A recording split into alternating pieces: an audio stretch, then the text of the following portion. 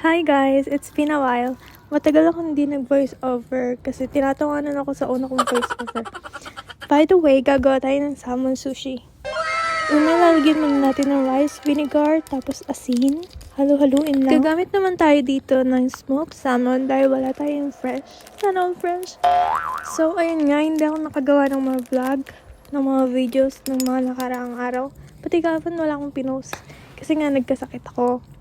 Tapos, wala akong boses, paos. Busy rin, maraming ginagawa sa school. Tapos, ayan, naglagay na ako ng mayonnaise. Tapos, sriracha. Tansya-tansya lang, depende kung gaano kaanghang yung gusto niyo sa sriracha. Sa luluin lang hanggang sa lumiit. Lumiit? Ano daw? Hindi yun yung word. Pero, basta luluin niyo lang. Tapos dito, nagle-layer na ako. Nilagay ko na yung kanin. Dapat, perfect yung pagkakuan. So guys, comment kayo kung maganda ba yung voice over ko. Kung uulitin ko pa ba to. O last na to. Ayan, nilagay ko na yung salmon. Maglalagay din tayo ng Eden. Ay, delicious. Walang Eden. Tapos, lalagyan lang natin ng cheese. At i-melt natin siya. Tapos guys, comment din kayo kung ano pang gusto nyo i-video ko.